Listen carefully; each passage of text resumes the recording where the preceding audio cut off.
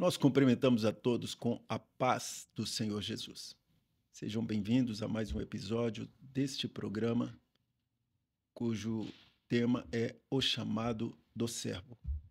E no episódio de hoje, nós estaremos conversando um pouquinho a respeito da experiência do chamado da rainha Esther, serva de Deus, que o Senhor usou de maneira maravilhosa, poderosa e de muito significado para a vida espiritual da igreja no tempo de hoje.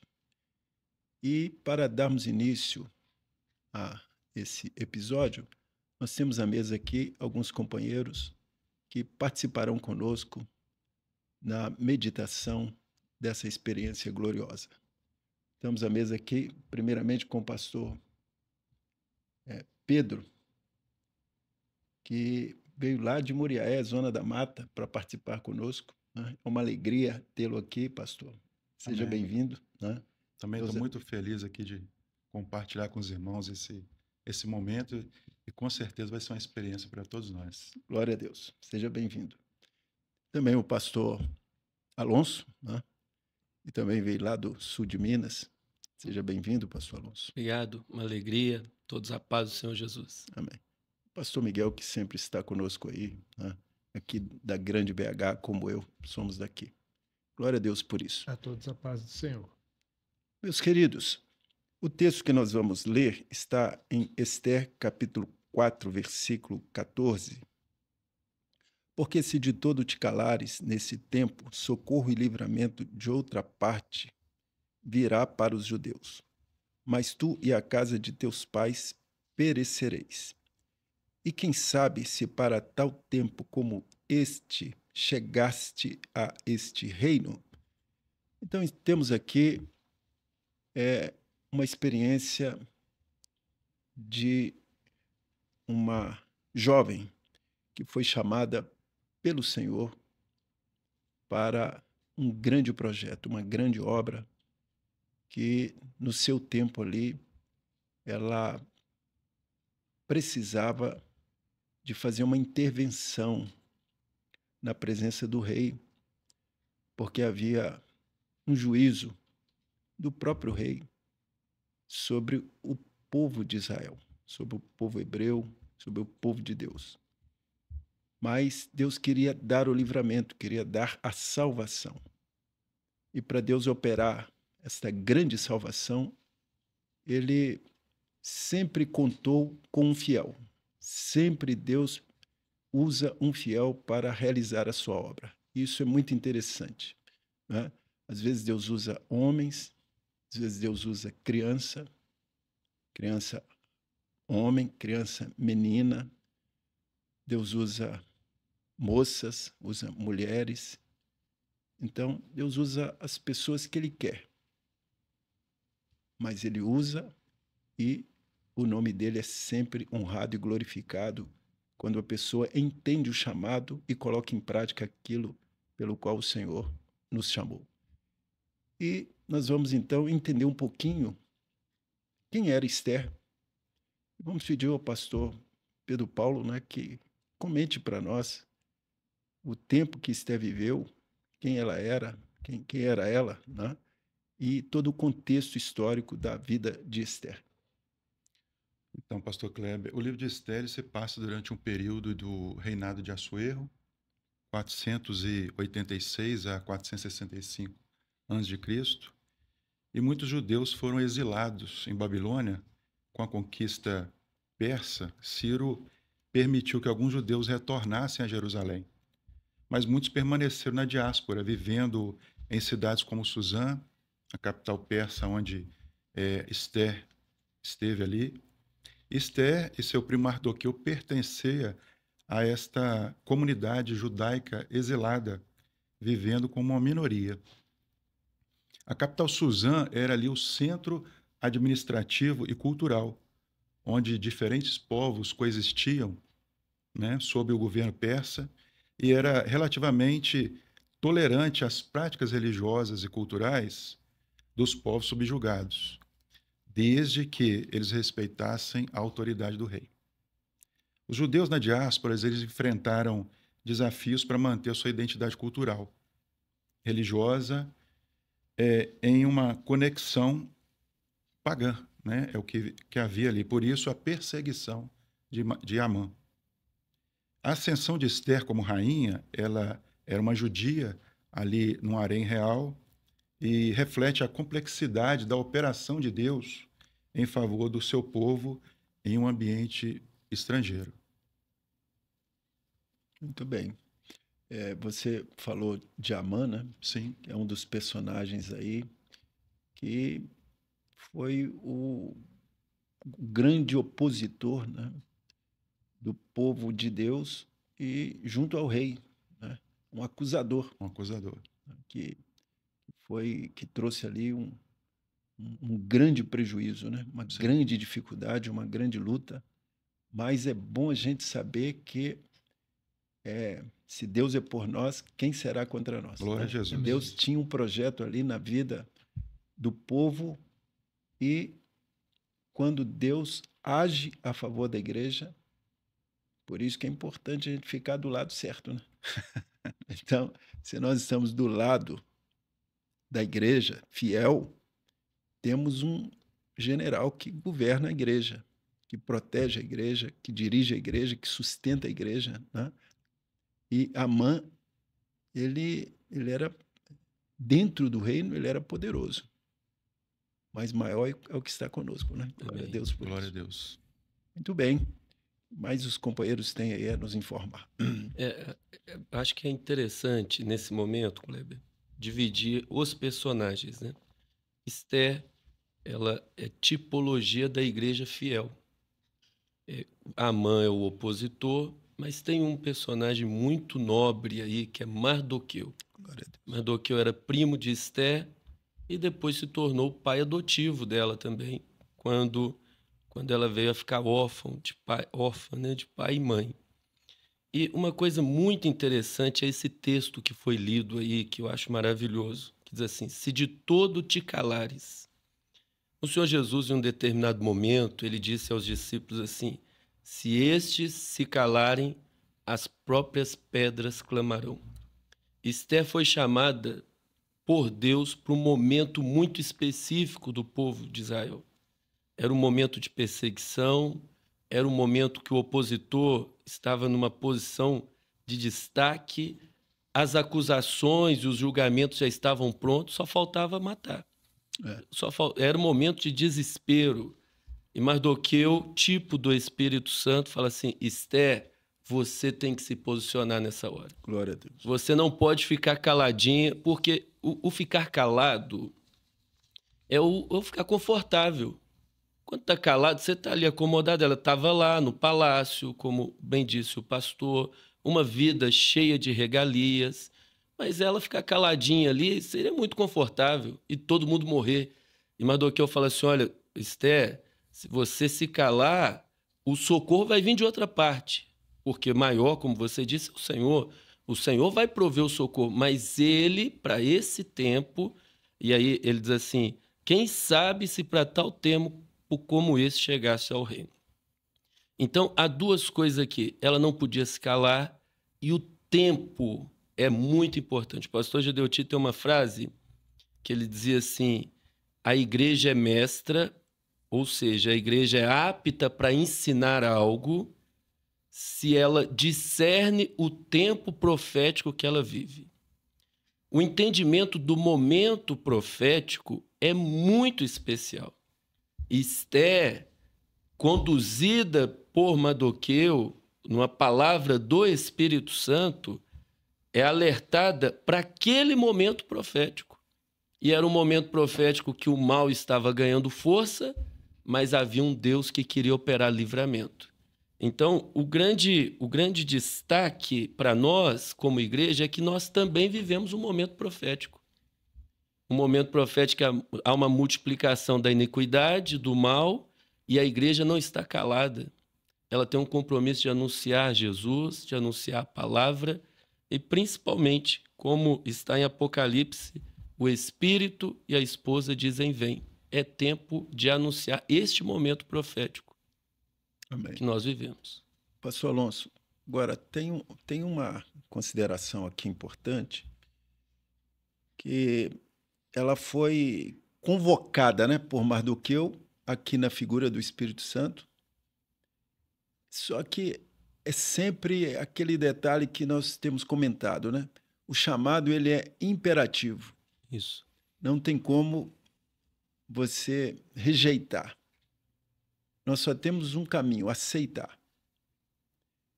Mas rejeitar por quê, se o chamado é de Deus? A pergunta é, rejeitar por quê? Né? Então não tem sentido a rejeição. Bom, mesmo porque, se rejeitar, tem uma consequência, que ele disse aqui.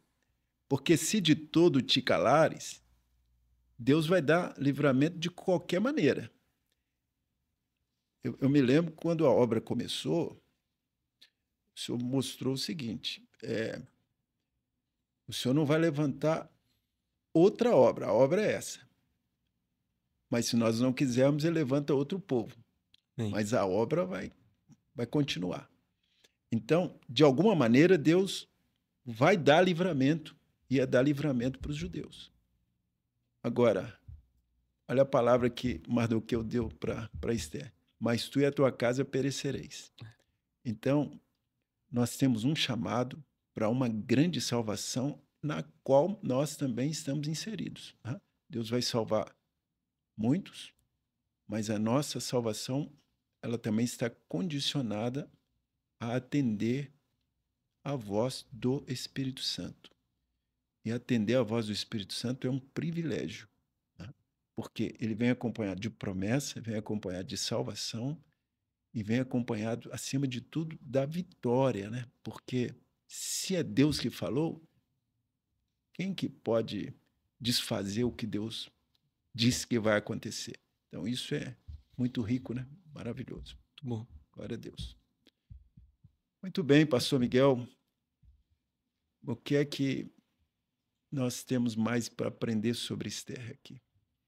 O livro de Esther é um livro totalmente profético, onde o Espírito Santo revela situações que tipificam o momento que nós estamos vivendo. A igreja vivendo abundante graça, o vinho derramado, o vinho do rei.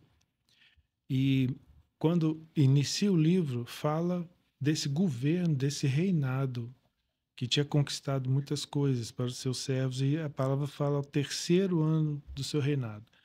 O número 3 na Bíblia mostra que há uma profecia que se cumpre, em que o 3 mostra o tempo de Deus, aponta morte e ressurreição. Então o rei convoca, através do que ele conquistou, um governo para o seu povo. Ele chama primeiro, durante 180 dias, os maiorais.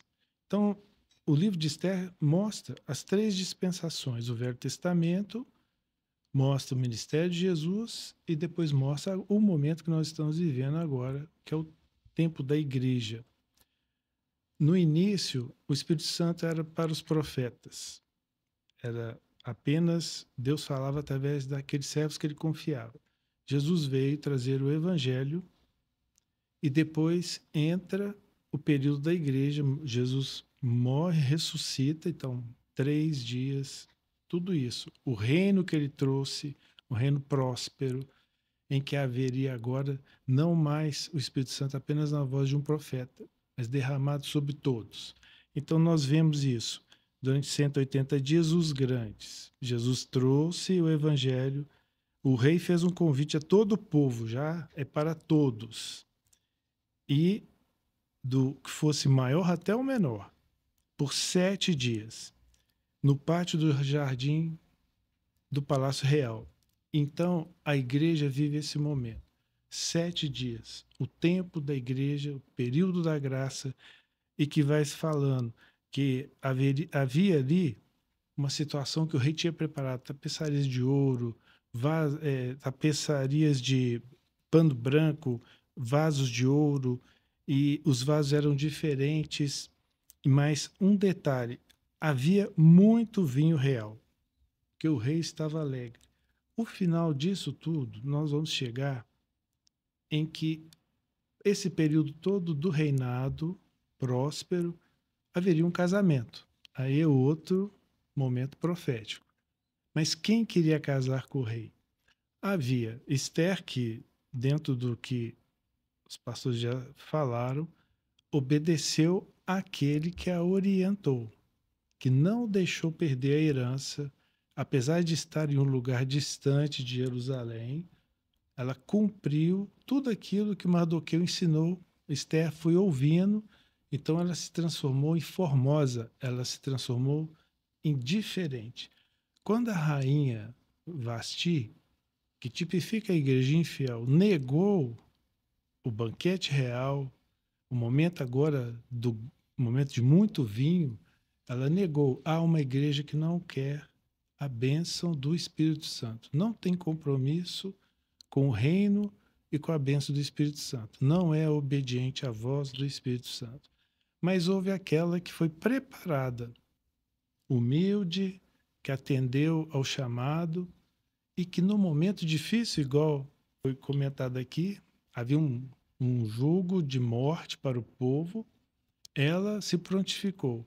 Ela foi escolhida pelo rei, porque ela era formosa, ela tinha uma dignidade, ela tinha uma obediência, ela foi ensinada com um ensino que não era do mundo, mas que era um ensino desse período de 3 dias, 3 anos, um período profético daquela que seria separada. Por isso que Esther é aceita pelo rei, e neste momento difícil ali, ela se mostra, ela não vai sozinha, ela buscou orientação daquele que a orientava, Mardoqueu, que a igreja fiel, todos os momentos de batalhas, busca o Espírito Santo para dar direção.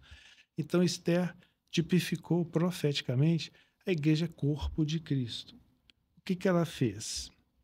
Ela chamou em Esther 4,16, vai, ajunta todos os judeus que se acharem em Suzã e jejuai por mim, e não comais nem bebais por 3 dias, nem de dia nem de noite, e eu e as minhas servas também assim jejuaremos. E assim irei ter com o rei, ainda que não seja segundo a lei, e se perecer, pereci. Então a igreja é corpo de Cristo, todos unidos em uma só direção, dada pelo Espírito Santo, em que o final, o rei decretou a vitória para o povo. E ele fez isso de uma maneira que era impossível, porque o decreto real não poderia ser retirado. Mas o próprio rei, vendo o que é Esther, apresentando-se diante dele, mostrou que era um ensino, uma herança da eternidade, dada, a igreja fiel recebe do Espírito Santo todo esse recurso, que é os recursos da graça. A igreja vence não com as coisas deste mundo, mas recebe do Espírito Santo o jejum, a oração, a comunhão do corpo. Por isso, quando ela foi, havia todo um corpo orando, jejuando, e assim ela foi aceita pelo rei, e o rei deu a vitória para ela e para o seu povo. Glória a Deus. Amém. Então, é uma história assim, muito grande para caber aqui dentro desse espaço pequeno que nós temos, né?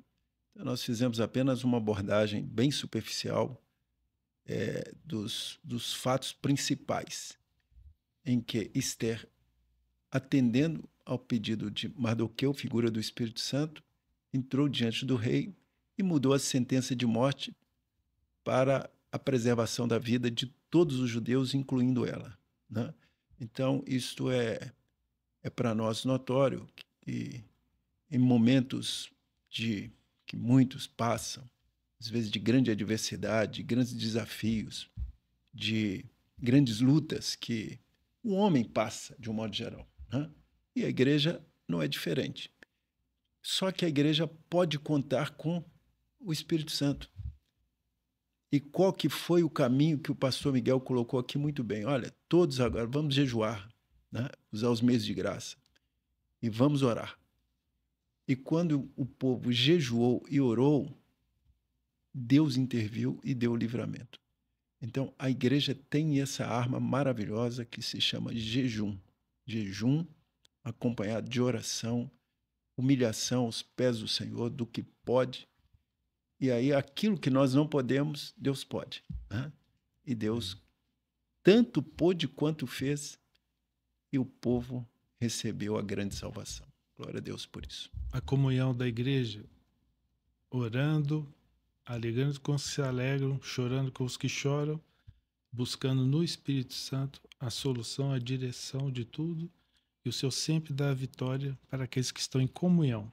Glória a Deus. No primeiro momento foi um grande desafio para Esther, né?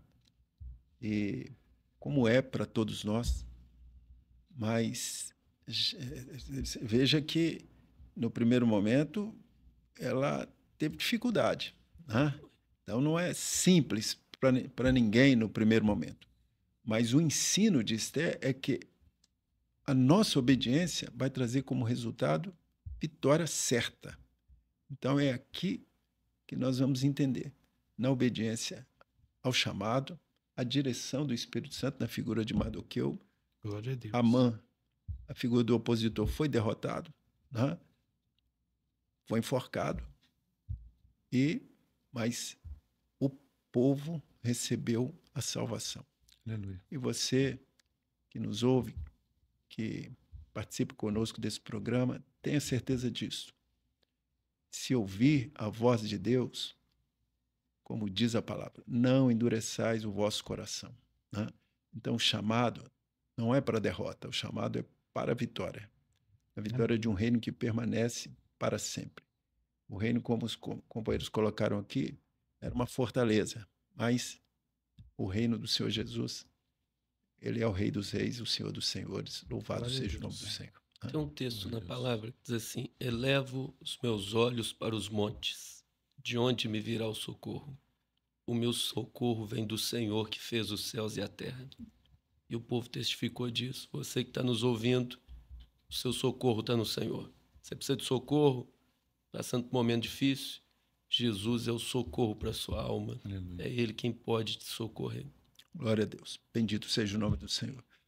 Assim, encerramos mais um episódio desse programa, O Chamado dos Servos, ou, aliás, do servo, né? No caso aqui, da serva, Esther. E despedimos a todos aqui, a mesa, com a paz do Senhor Jesus. Paz do Senhor. Paz do Senhor. Paz do Senhor. E te aguardamos no próximo episódio. Um abraço a todos.